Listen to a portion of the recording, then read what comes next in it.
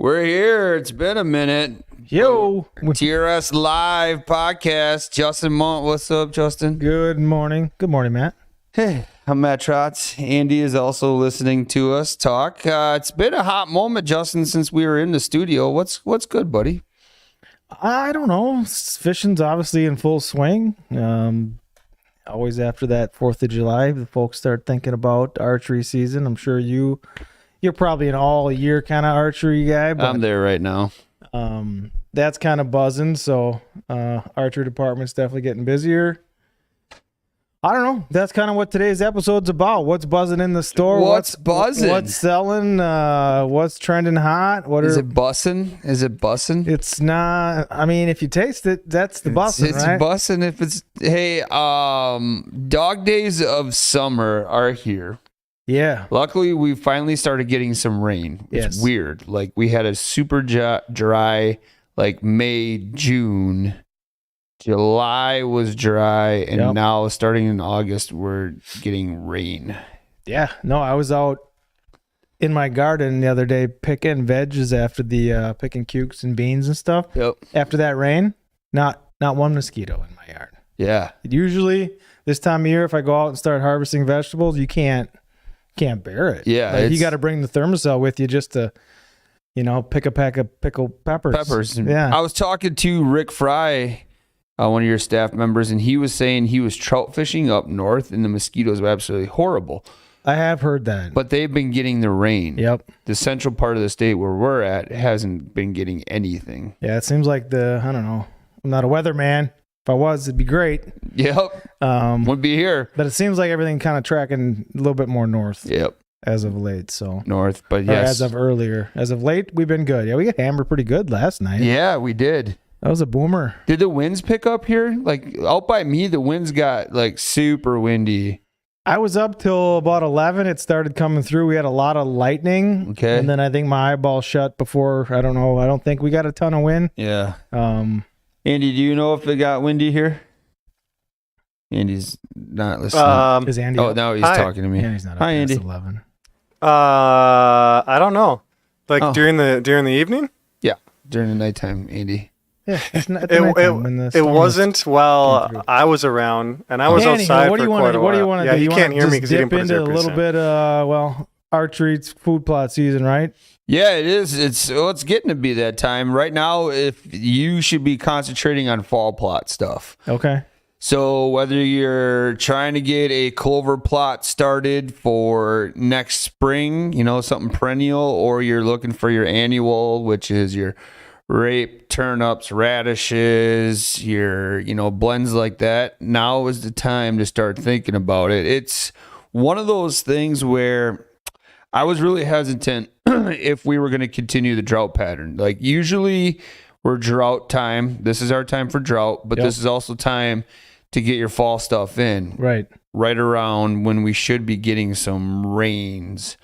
So you just got to be a little smart this year. You may plant now and may have to top dress once we get a better rain pattern, unless it's here. I guess I don't know that. So I'm not a food plot guy. I just brought the product in because I know they've been very popular with our customers, and some of the things Mike has brought in for the store. So what is top dress? Just a weed whip? So meaning like right now I have corn and beans that are planted and they got droughted out. So they're not very tall, right? Okay. But what my plan is you should always think of it is you should have something in the ground at least 365 days a year, right? If you don't want your deer to venture, some type of food source, okay. Whether it's a natural browse or a food plot, right, of some kind. So long story shorter now is I'm going to top dress my corn and beans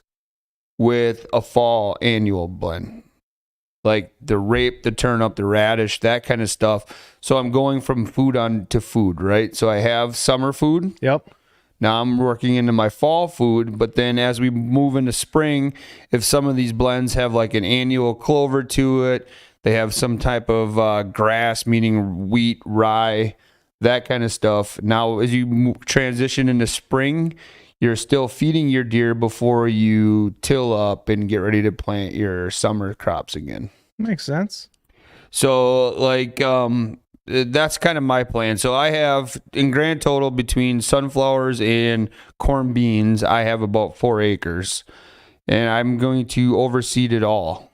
So then, and it also helps with weed competition. So if you're not on that level, right, if you don't have 4 acres, but you have an acre or a half acre, the more that you can continually have in the ground, the less weed competition you're going to have. Sure. And that also works as, they call it green manure, right? So different plants pull different nutrients from the ground. Some, like radish is a great plant because it breaks up soil compaction, but then it also turns into manure. Basically, it's just more organic matter for your soil, makes a better soil.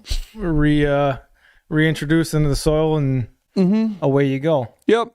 And like Brian and I talk about this quite a bit, and in his area up where he hunts, he had some fields that are really rocky. Yep. So he has to build organic matter. So for him to continuously plant and have something there is going to be really good for that, because he's just building more organic layer. But you also got to be careful too, because some of these things have thatch layers as well. So there's just a lot to it. You're just a plethora of knowledge.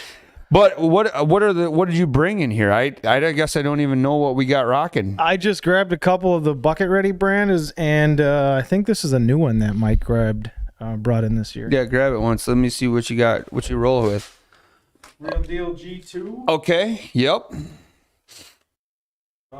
Same brand. This is the Extreme Brassica. I don't know what I gave you there. So this is a Real Deal Products G2. This is brand new, according to Mike. This is one here I have in my hand. It's called Fall Finisher.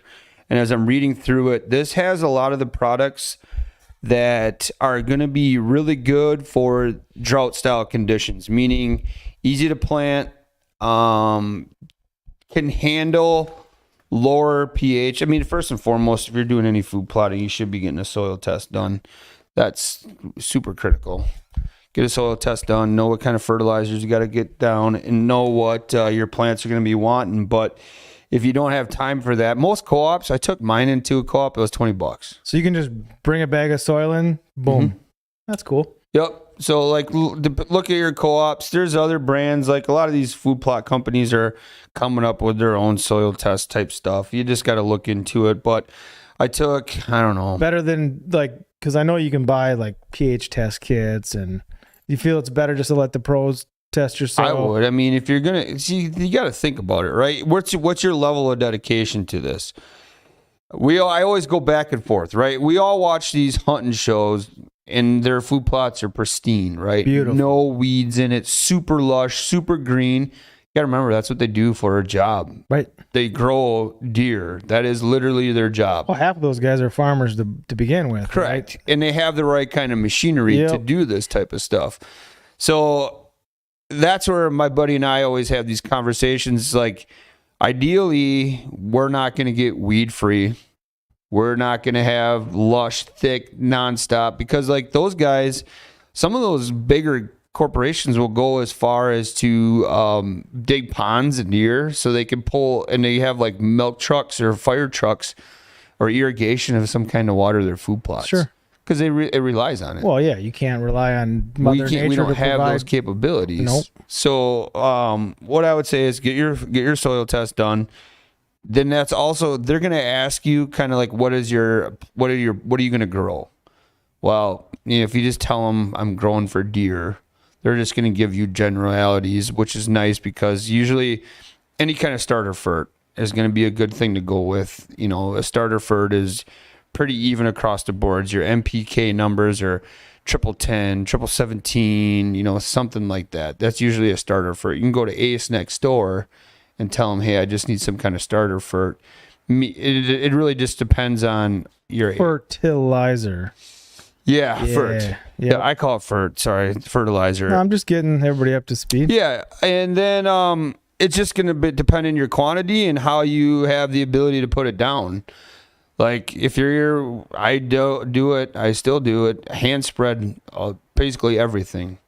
I have access to some of the machinery, but I don't grain drill in my crops. I just broadcast till over, cultipack, whatever it may be. But I hand seed everything for the most part. Been doing that your whole life. My whole life, man. Well, no, just the food plot in general. I mean, either you have implements or you hand seed. Yeah. I mean, luckily I have access to like a disc and, plow and all that stuff, but no, I don't have the right kind of planter. But anyway, so this one here, this has winter wheat, annual ryegrass. That's what we were talking about. This has dwarf Sussex or Essex rape and then crimson clover. So this is a good blend if you wanted to have something that's going to be around next year. Okay. Did you say turnip in that one? Because it's Double Trouble by Bucket. It's got the rape mixture. So it's, turnip. So rape over. Rape doesn't bulb, I don't think. If it does bulb, it's not nearly as big.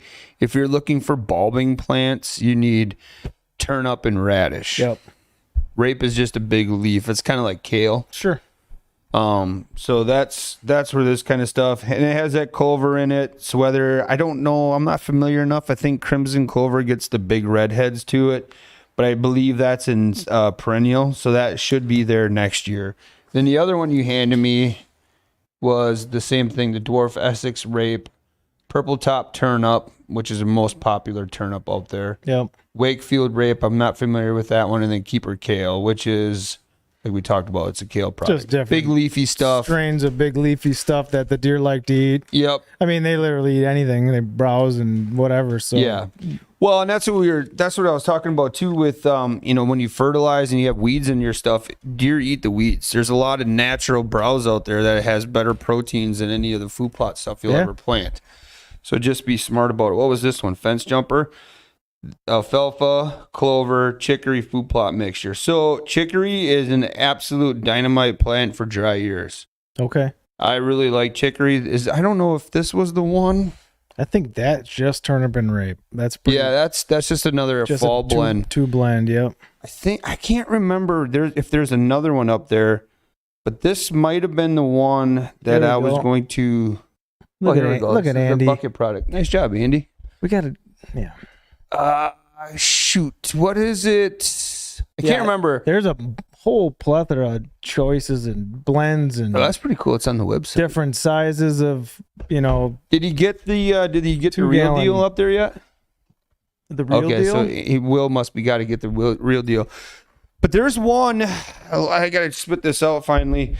There's one, I created a plot in my woods by creating it. It means I just sprayed it with Roundup just the other day. But I was looking at one of these bucket brands because it had clovers and then the chicory in it. And some certain types of clovers and chicory are real shade tolerant. They can handle the shade. They don't need the full sun. So I can't remember which one it was in here. But that's the one I'm going to put. Nah, can you click on that Clover Madness once? No, I think it's this Rake of Men. Sorry, go ahead. That's a good looking one. That's going to be one. You can put that down this year. You'll get growth. And then that'll be there again for next year. This is what I'm going with for my my plots. I'm going to go a lot more alfalfa, I think, than I'm going to go clover. Yeah, that's definitely a popular one.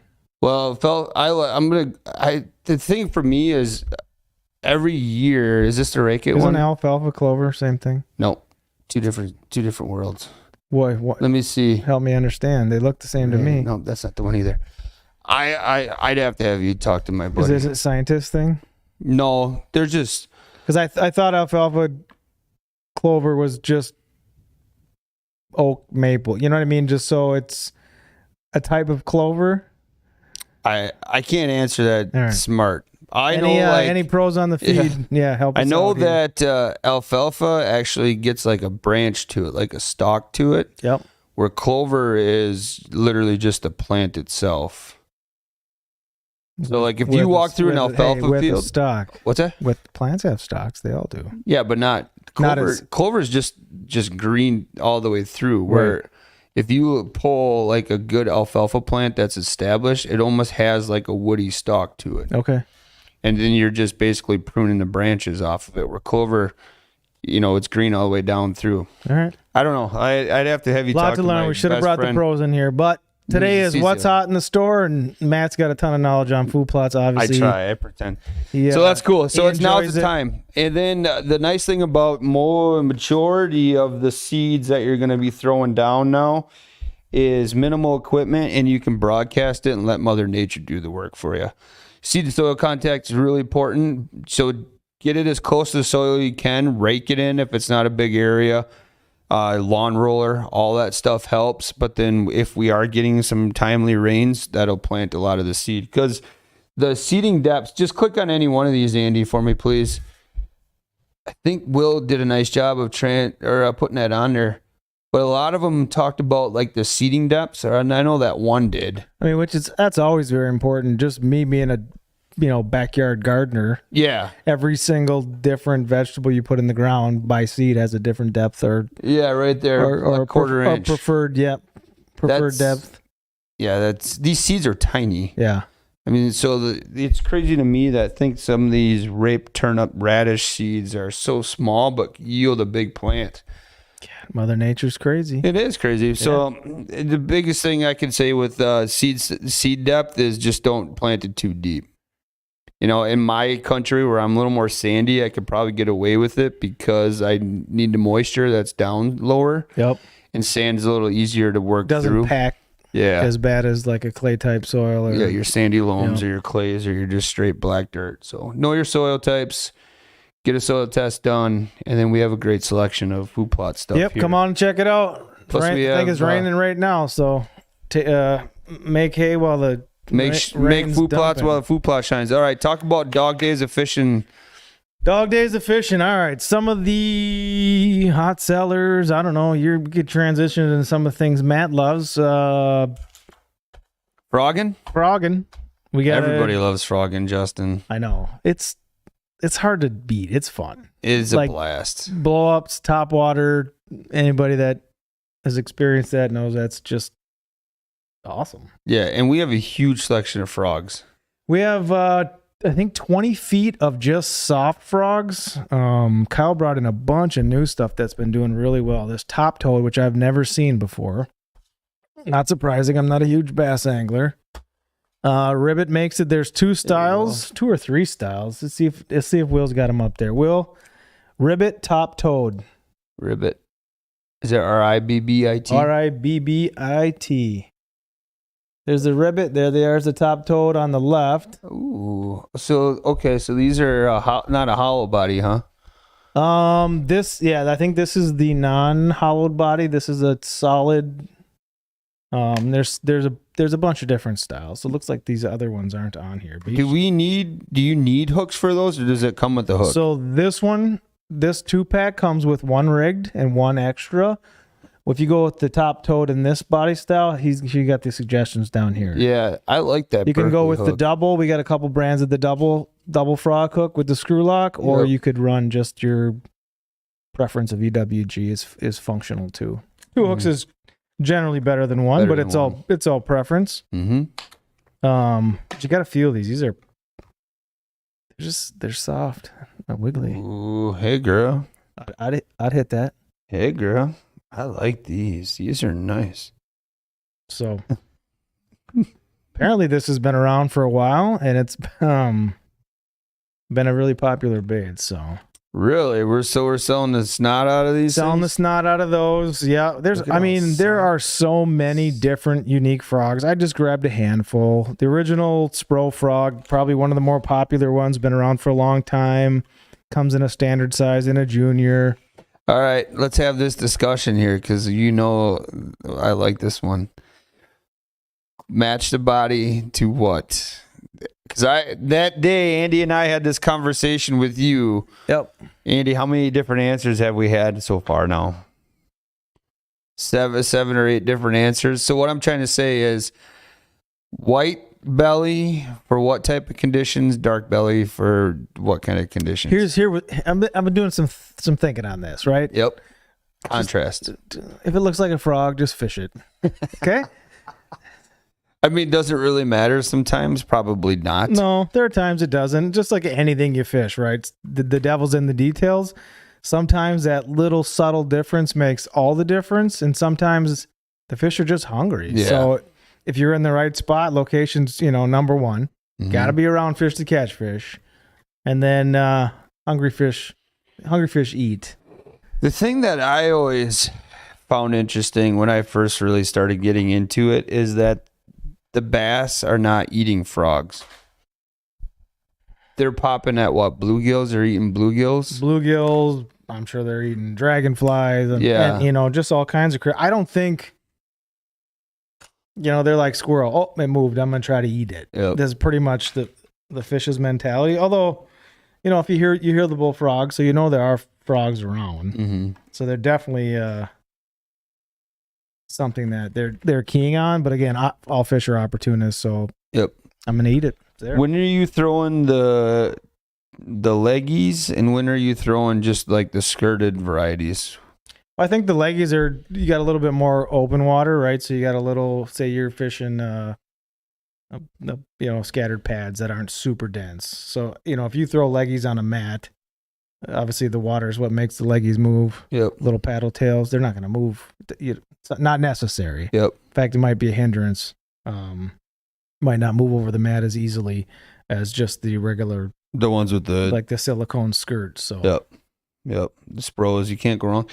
I purchased 2 of those. these are cool. Those are badass. Like this is like it's almost like an elastic. Here, look here. You got to hold it. So It's almost like an elastic type There it product, is.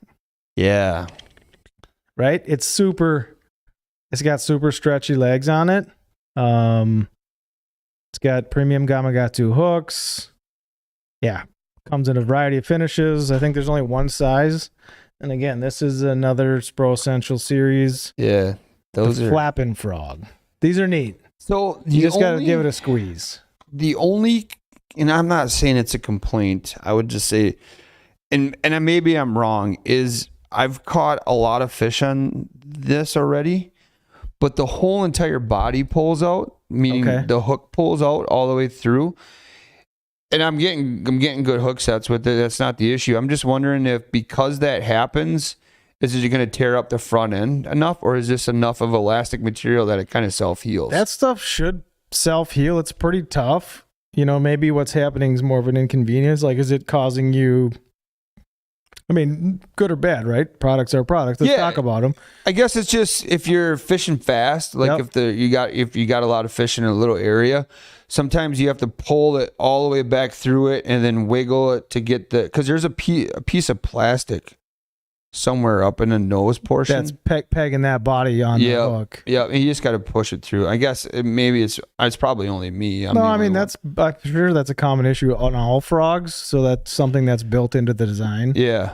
to try to keep that body in place. The other issue is trying to make sure the gap is, the body's not too stiff, so you do get good hook sets, and you don't have material balled up in front of the hook, or it takes too much pressure to compress that frog. Have you ever boiled yours?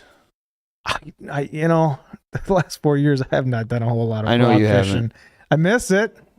I know a lot of guys will boil their frogs if they're a little hard. Like that Zoom frog is probably a good frog to boil. Like that outer body's a little harder on that one. That one's got a more rigid body. Yep. I've heard guys, just working it with their hands. I've heard it's like anything, weird stories, change colors of baits. Guys are throwing them on their dash for weeks on end, let the sun bake them. Mm-hmm. All kinds of fun stuff. But This one here, I liked it because I can fish it in scattered mats, scattered lilies, but then if I just want to beat the bank with it and fish it like a buzzbait, yeah, it does a really nice popping, gurgling pretty sound. versatile. Mm-hmm. And it kill it, work it. It's a great bait. This is what was this one? The Spro what? It's the Essential Series Flappin' Frog, I think. Yeah, this is a nice one. It's a cool bait. It's another one new that the old KC brought in. Oh yeah, right here. Flapping frog. Yeah. We got a couple different colors available, right? Yeah. Yeah. Click on the albino one. Yeah. Honestly, if you look at like the standard Spro, Yeah. there's 40 colors. Mm-hmm. Top sellers, natural frog. Yep. Looks like a frog, black, white, and then you see a lot of browns, little Ooh, secret brown stash. Well, you look at the bellies of frogs, it's most of your northern leopard frogs are like a white or an off-white belly. Yep. And then your bullfrogs vary, I think, between a off-white, yellowish, some are real dark if they're hanging out in some dark goodies, but Hey, I like tackle storage conversations. Do we have boxes that are made just for frogs? Actually, who was telling me? I don't know if this was Kyle. That Amish Outfitters box that we keep pushing for crankbaits, because it has, I think it's Ty Cornell, our main man in the back. So he's running that Amish Outfitters box for his frogs. Maybe I think you can bring that up. Yeah, please. you can pop that up, Andy. So the cool thing about that, it's a two-sided with the swing and a mish. Click on this one. Whatever happened to the touchscreen capabilities? See, I think you can put 2 frogs in each slot. There's 7 slots on the front. It's two-sided, and It has drain holes. So you get done fishing the nasty slop, throw your stuff in there, it'll dry out. Hooks won't corrode, won't rust.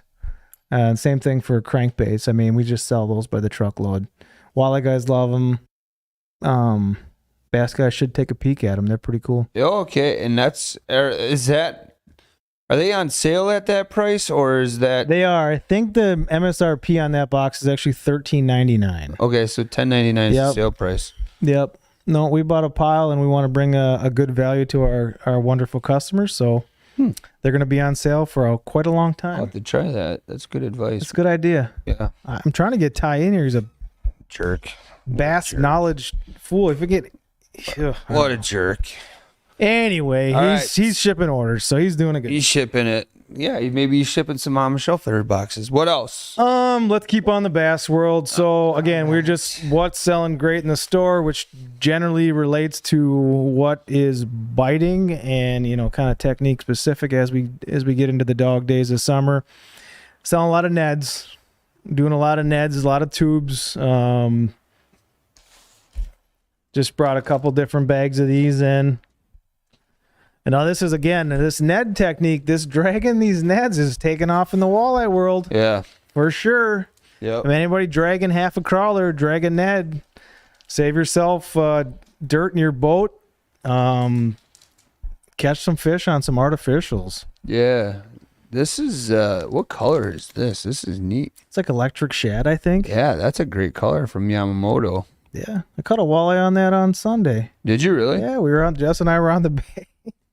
And just, looking for green weeds. We've always run into all kinds of crazy stuff on the bay. We just explore, trying to find muskie is kind of our passion. But we run into, like right now, it feels like there's walleyes everywhere. Okay. So we were working a weed edge adjacent, just like a secondary point. Good green weeds dropped off into a little grass and then into sand. And there was just walleyes all over the edge. Really? So I had a Angler's Ammo quarter-ounce chartreuse football net on, and I had that one on. I don't know what we were doing. I just always... the Yamamoto one? That one, yep. Really? Yep. I always keep a couple rods loaded just in case. Yeah. Took a quick stop, chucked it out, first drop, boom, 17.5-inch walleye. They were just all over the place. Supper, baby. Supper, baby. Andy, this is probably not going to work. I don't know if... This maybe bring it's going to be really hard to see the iridescence. It's like almost like a UV iridescence to that. Bait. It's a great color and a lot of different baits. So I don't know. No, I'm not. I'm definitely not a diehard Green Bay walleye fisherman. But where'd it go? I just saw it. The Ned. It was just up there.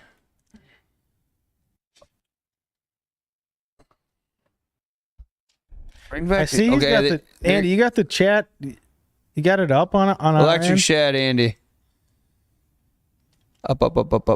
Yep. No, look, touchscreen does work. Nuh-uh. He clicked at the same time. Hold on, Andy. Watermelon moon dust. See? Oh, whoa. Formatted. All right, that's the one I have. Anyway, good bait, good technique. Try double tapping it once. There you go. No.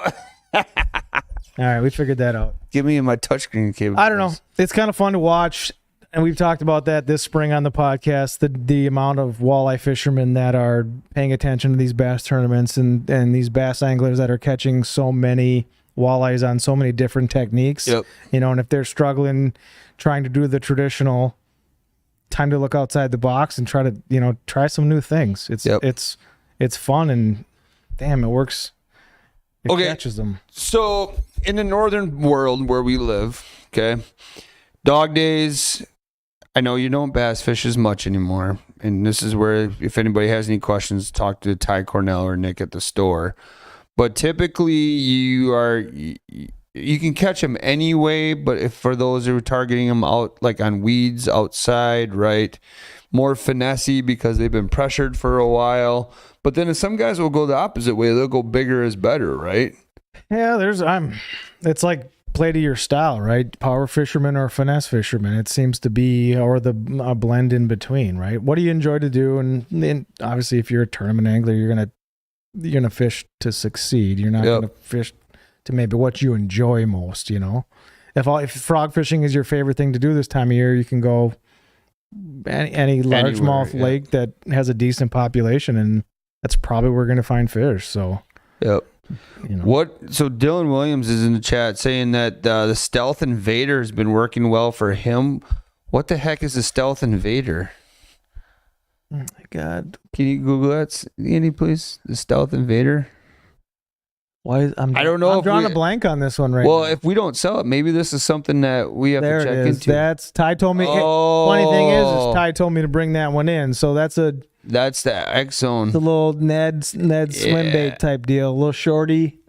New from Strike Zone Lures. Yeah.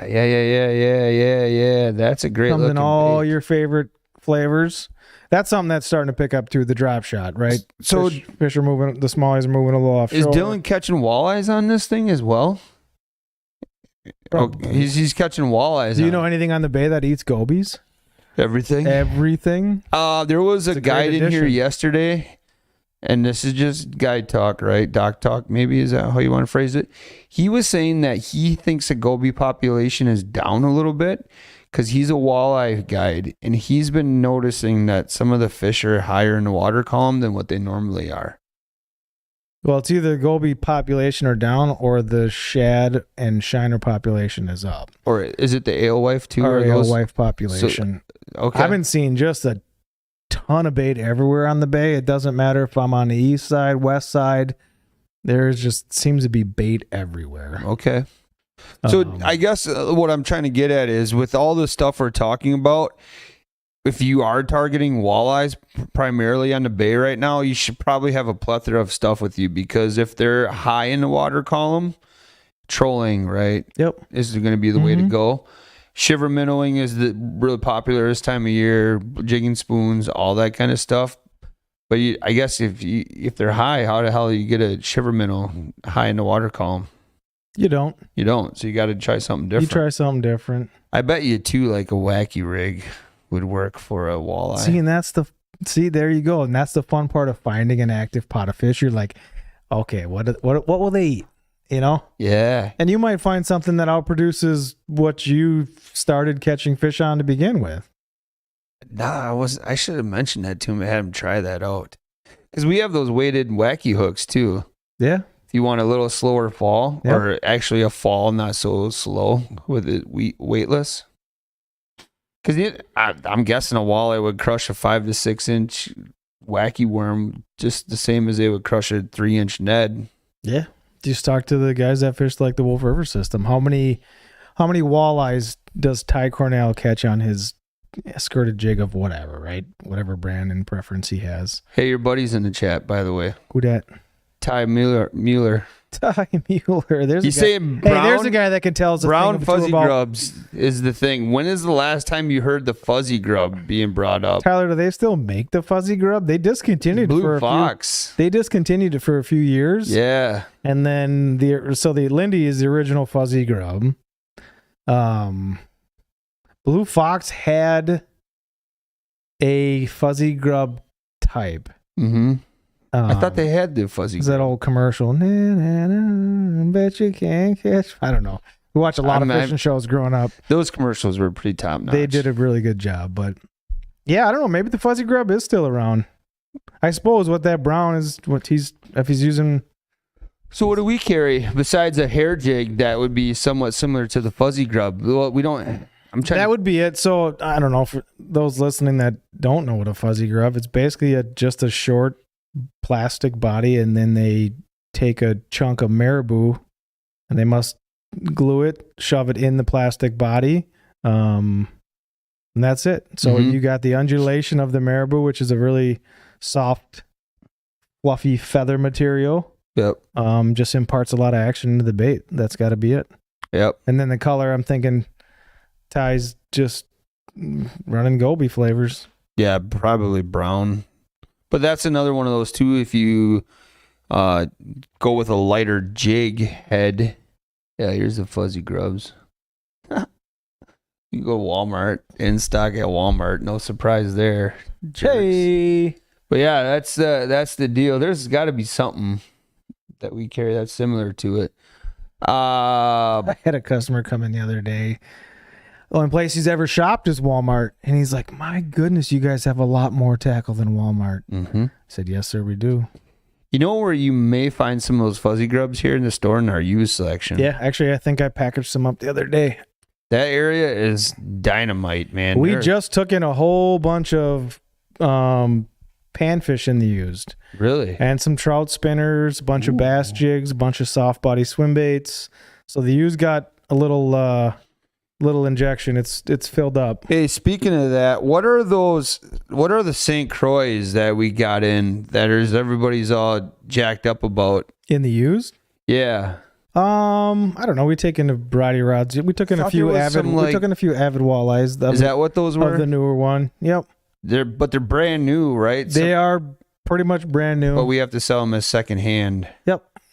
So I saw a guy who was here yesterday. A gentleman came and bought one, and I was like, he's like, oh my God, that's a crazy good price. I think there's 3. It's an avid walleye, 7 foot medium fast spinning. Yeah. Normally, I think they're $209. I think we got them, those 3 or 4 that are remaining. I think they're $150. $150. Yep.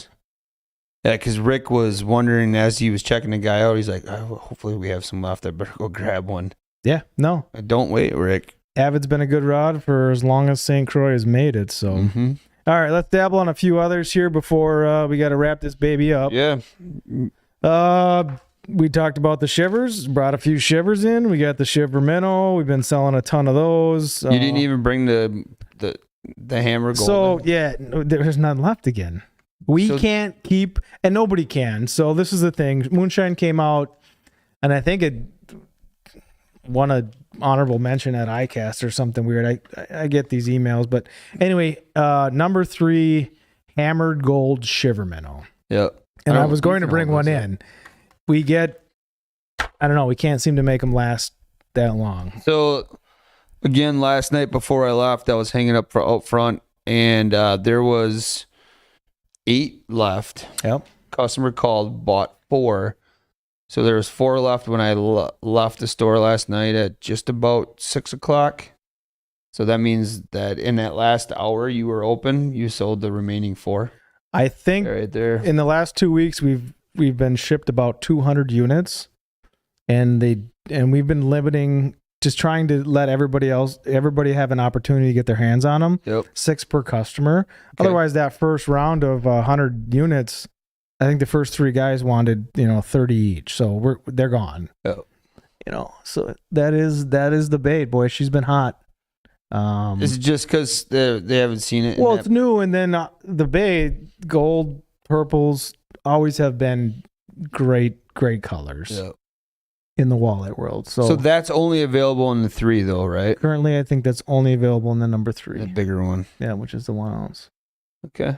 All right. Well, we're working hard. We're going to get more social media. Mike and Will have been doing updates every time we get another box in, right? Yep. They're doing a little unboxing, create a little stir in the community, and people rush in. That first batch, we had guys, it felt like Black Friday, people waiting at the door to come in and get those gold shivers. That's awesome. It's great bait. It's great color.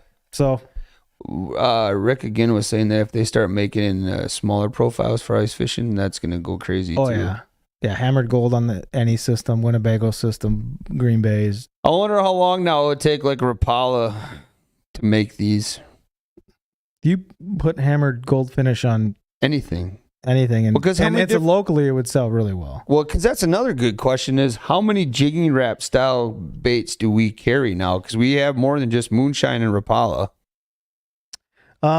Jigging style baits. We have the original moonshine. We carry the Rapala jigging wrap, which is a staple, 7s and 9s. We carry the Wapsie. The one did I just give that to you? No, you Ripper Minnow and the Wapsie. And then There's a new Mike's one. been working with the guy B&D, and it's basically, they're all these bait styles are copied. Yeah. The industry's quite well known for people following other people and ideas and whatever. So whatever, it's not a big deal.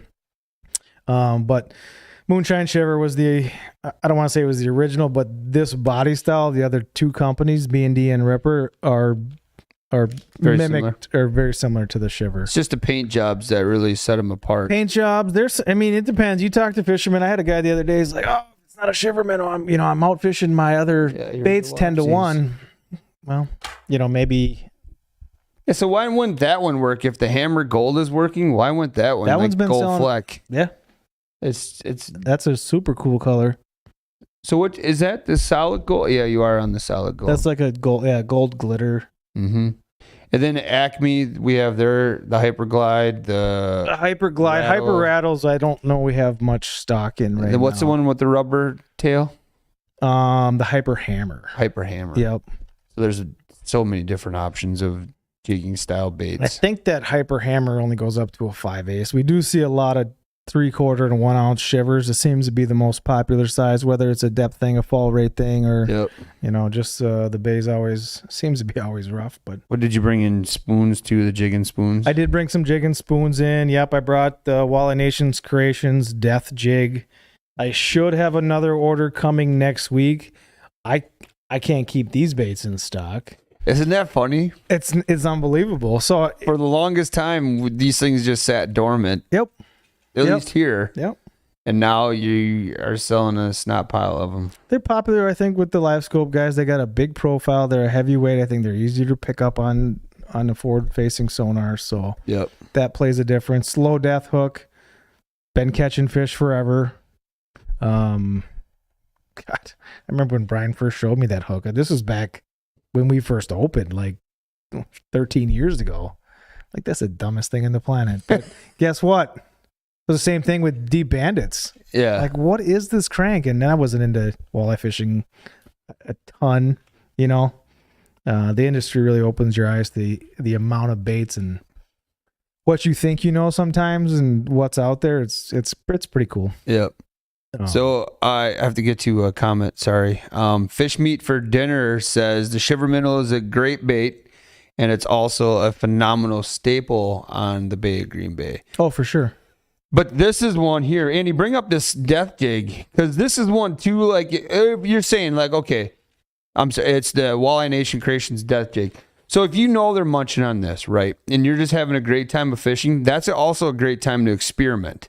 So there it is. Yep, the WNC death jig. Death jig rig. I mean, it's made to be fished with meat too, so that's. But you could fish it with the new Berkeley crawler. You could fish it with the new Berkeley crawler. You could put, I don't know, there's all kinds of different artificial plastics. You could put Uncle Josh's meat crawler on there. Yeah, that's back. We have that now popular again? Demand. Yep. Okay. Yep, we have it, and I think they're all on sale. I think they're $6.50 a jar. Oh. Great alternative to live bait. But this is like, this one, you look at it, you're like, somebody just got bored and designed it, but it's got the prop on it. It's got a jig combination to it, almost like a spoon because it's flat. It just does everything. You could troll this, couldn't you, if you wanted to? Yeah. I think you can do anything you want with it. Anything you want. It's like a Whistler jig with a whole bunch of gear on it. Northland's been making that jig head for, I don't know, 800 years. So you said that's kind of like a slow death hook? That is a slow death hook. It just looks a little different from a slow death. It's that same, if you would thread a bait on there, it's going to give you that same, which is weird. When you look at it from behind, it looks like this. Brian showed me this too, which I never realized. But when you look at it at the side, yeah, it looks just like it's waking swimming. like this, not like it's spinning. Although it is spinning, Yeah, but it looks like but it's the swimming. visual looks like it's swimming. It's No kinda, crap. It's kind of neat. Well, there you go. So we've covered walleye, bass. I mean, then speaking of things that don't look right in the water but fish eat them, I mean, talk about the salmon and trout flies that we carry. That's just Yeah, we've been selling a lot of meat. So last year, I mean, we've carried meat, and in meat I reference cut, cured, either alewife or herring. But these meat rigs have been popular with the salmon guys, and I'm far from the authority on this. I just do my best to help keep the store full. call Nick. Call Nick. Yeah, he's got a pulse on that fishery. But big one, cut bait, herring is what we offer this year in both glow and traditional, or natural. I should. Do you know what an Erie Deary is? I do know what an Erie Deary is. So A whole bunch of them in the used section. I mean, there's a whole bunch. Somebody brought a bunch in. really, Yep. because fish meat for dinner said the Dutch jig reminds him of an Erie Deary. So if he likes the Erie Deary, we have a good selection in the used area, huh? Yeah, Erie Deary. Think Lake Erie made that popular? I don't even know what it is. That's why I asked you. I've never So heard of it's a jig head with a spinner blade behind the jig head on a wire, and then it's traditionally it's like a long shank. Usually, I think they use like a number 2 Aberdeen or a 1. And that was it. Put a crawler on it, put a minnow on it, troll it, cast it, Twitch it, pop it. twitch it, pop it. So these are meat rigs. That is not meat rigs. That is the meat. That's the meat that goes to the meat rig. Yep, that is herring sourced out of Canada. So one is the natural, as I stated. I think natural's $13.99 for a 5-pack, $12.99. Glow Oh, no snake. glows in the dark, Huh. which is pretty important to the salmon fishermen. Yep, and it's cut cured herring. And then I brought some of the rigs, so Interesting. And we ship that stuff too? we do ship it. Yep. Yeah, it's you want to keep it refrigerated. It is cured. You know, it's shipped to me not on ice. So as soon as we get it, we refrigerate it. You know, it's more important to make sure it stays refrigerated Okay. once you open it. Oh, gotcha. Kind of like it's kind of like a jar of sardines. Yep. Right. I mean, you can take that tin with you, play basketball with it in your pocket. You could run a mile with it. But as soon as you open it, you better pop it in the fridge. Better refrigerate it. So this is the diabolical rig here. This is the meat rig itself. We got a whole bunch. We got Musclehead, Diabolical, Dreamweaver makes a meat rig. Different colors, different styles, different ways to like pin the meat into the head. Yeah, I had to, when we were doing TRS Live, the shopping portion, I had to research and learn how. I didn't even have a clue that this is what this is for. So the meat slides in there. There's a pin. You poke it through the meat. Then you hook your treble hook on it. And you're ready to go. And you troll it. So, meat rigs going to be popular. I should have brought in the Silver Horde. What'd you call me? Silver Horde. The Silver Horde. I got a little gray hair, but doesn't mean you got It's another one of those fall deals. take it out on me. As we're starting to get, I mean, we're not in fall yet. No. We're always thinking ahead of the game. So jacked for fall, but I'm so sad that it's August already. I don't know. Yeah, spoons, shivers, drop shot stuff. What about pan Med fishing stuff. right now? What are you targeting? What are you doing? What are you using? Panfish. Usually this is when you start seeing the big perch show up. The bay has been pretty good. Okay. Winnebago, Here's the depending on who you question. ask. Do we have Helgramites? Are we getting Helgramites? We do not have Helgramites. We probably will. I don't want to say never carry them, but we probably will never carry them. Okay. They're just harder to source. They're just a bait that it doesn't have a huge shelf life. Yep. So there's a lot of waste if we don't move them. And we have a lot of plastics that are Helgramite replacements. We do. Yep. Yep. My favorite Euro Tackle has a couple of Helgramite, basically cast body forms. Mm-hmm. It's a pheromone scented plastic. Ooh. Um,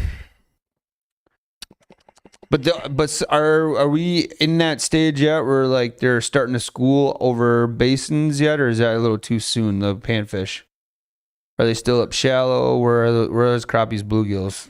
crappies, bluegills, crappies are probably on deep weed edges would be my guess. I don't do a ton of it this time of year. I was talking about it with Ty, start thinking about that fall crappie run as they start migrating into the river and, hanging up behind those laydowns, log jams. Yep. That'll be coming, pretty dang quick here. Yep. Like I said, the perch on the bay has been really good. What about Bago? Bago, again, it depends on who you ask. You get 10 guys in, one guy slamming them, the other guy's getting them every third time he goes out, and the other guy can't catch a fish. Yeah. So it's all, they're a schooling fish. They move around, bait source to bait source. I think I brought this up this spring when we talked about drop shotting for perch. It's a wonderful technique. It's easy. Perch are typically always on the bottom or near the bottom. So a drop shot allows you to keep your bait in the strike zone. You can run a double drop rig, or you can run a single. You can run a jig on the bottom, kind of like the Dubuque rig if you want to, per se. You can run plastic. You can run live bait, crawlers, chunkered leech, whatever you want. Yep. Just gonna figure out what they want to eat. So, drop shotting's effective for a lot of species. And luckily, we have a lot of drop shotting.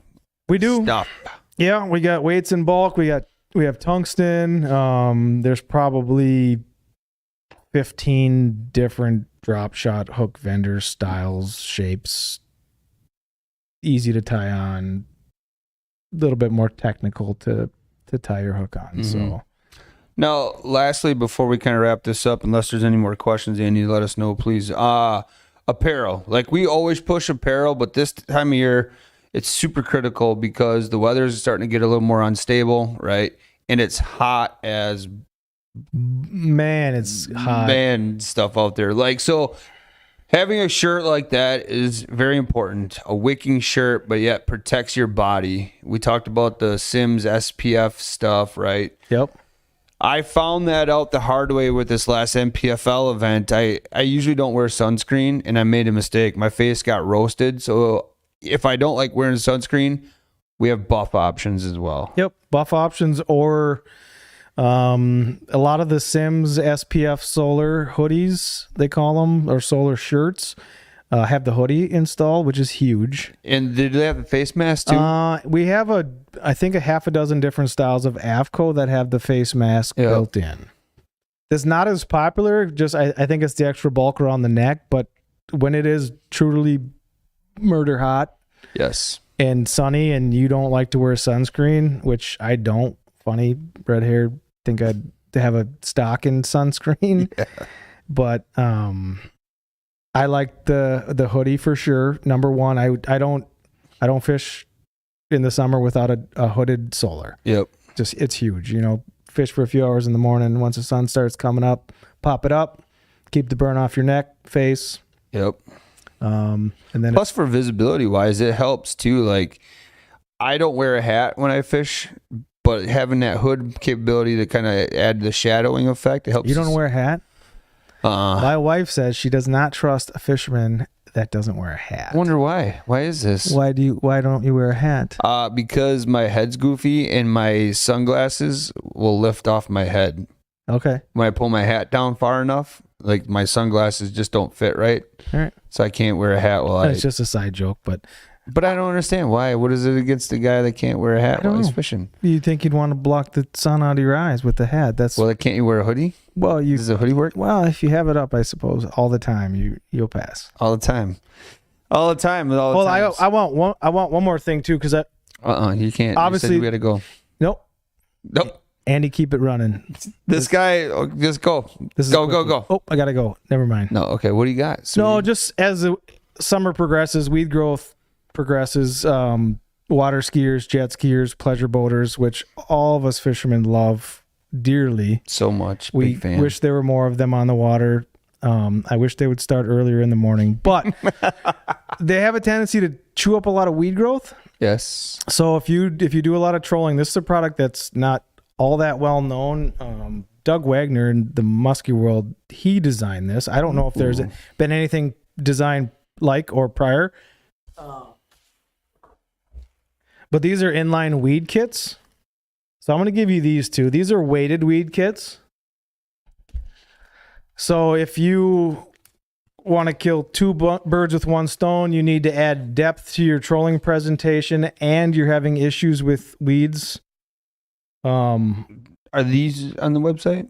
I think they are. So what would, if somebody was to search these, would you type in Doug Wagner fishing? They're probably under DW.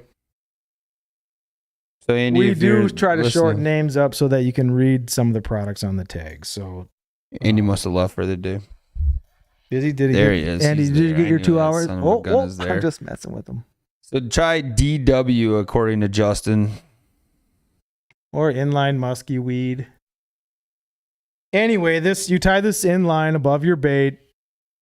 There it is. Hey, there you go. Okay. Very So nice. the unweighted versions are the most popular. It is amazing. Like you can, and I don't do a ton of trolling. My wife and I started doing a little musky trolling last fall. You can pull your board in, the thing can be buried with weeds. You pull this up and it's loaded with weeds, and then you pull your bait up and it's clean. It's clear. You run it this way. You want to hold that for the folks or look at this? You got it. They like you. He'll go to your camera. There you go. So you run it with you. Put your hand behind It it. comes. There you go. It's clear wire. Yep. It comes flat. What you do is you spread all the So wires it's like out. an A-rig. It's basically like an A-rig you run backwards. So as the weeds float down your line, they'll collect around the wide, and then so it'll keep all the junk right here and keep your bait clean. No crap.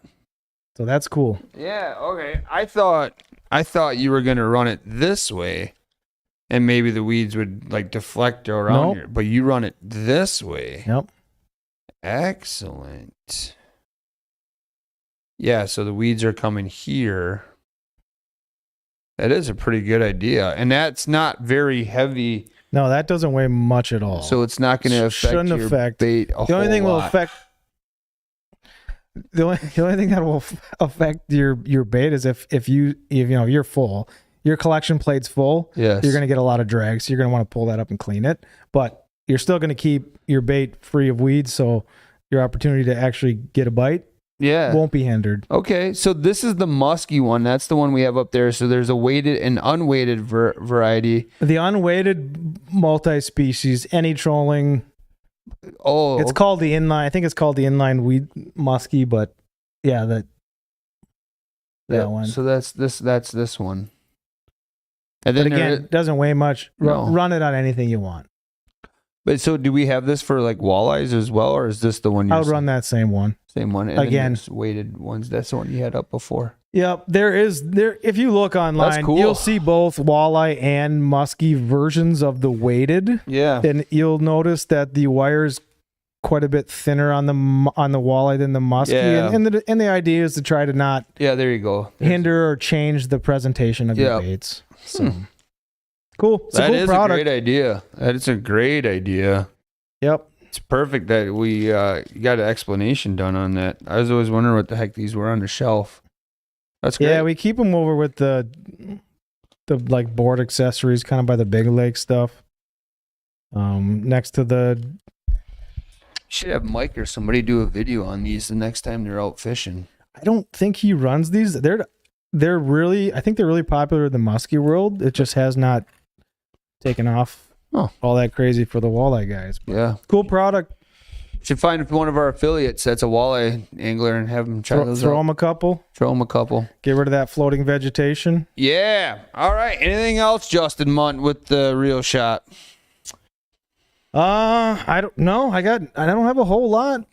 Keep your ears open. We're gonna probably do an in-store rod special with very few exclusions. Oh. We have plans on doing that. We do have our women's and men's apparel on sale still. I think we're running 30 to 40% off. Yep. Up to 50 on some select apparels.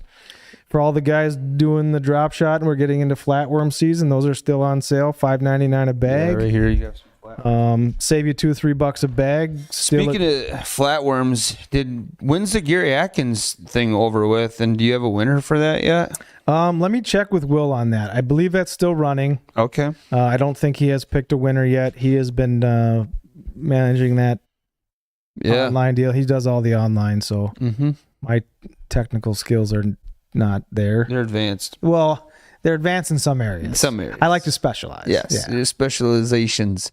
Well, here's the other loaded question for you. Archery right now, strings, cables, crossbows, vertical bows. How far out are you? And you got to stop waiting. You do. Yeah, I can check with Mike. I think so. The delay is typically as much on the string building side, because as we get busy, they get busy, right? Busy. So, and with the customization of the colors and the multitude of bows available and the strings they can tie, you can't just build stock. You can, but you run the risk of just hanging on to stuff that you don't need. So on the custom side of things, I want to say 2 to 3 weeks possibly is where he's at. Okay. By the time you order the set. Just remember, it only gets worse. It absolutely gets worse. And that's the same thing with crossbow manufacturers, right? Everybody's now shooting. Everybody's pulling their stuff out. If you have issues, everybody's flooding service departments. So things just, they slow down. So yeah, get them in as early as you can. Check them out. Shoot them. Make sure everything's up to snuff. Yep. Everything's ready to rock. There's a break-in point if you're changing arrows, changing broadheads, all that stuff. Yep. Questions, call, talk to Mike. What's the number again? 750-6140. Okay. Monday, Tuesday, Wednesday, 10 to 6, Thursday, Friday, 9 to 7, Saturday, 8 to 5. And Sunday's closed. And Sunday we are closed. And it looks like the Gary Atkins thing runs till August, which is coming up too. Big walleye time, August. So there you go. Get a chance to fish with TRS Pro, MPFL Pro, Gary Atkins. All you need to do is go to the website and fill out this information. It's great. 10% off your order. Say what? Sign up. There it is. Awesome. Catch them. All right. Well, thanks, Justin. It's always Matt. fun doing this with you. Any questions, people can call again, 920-750-6140. Come into the store. Come see us. Come check out the selection.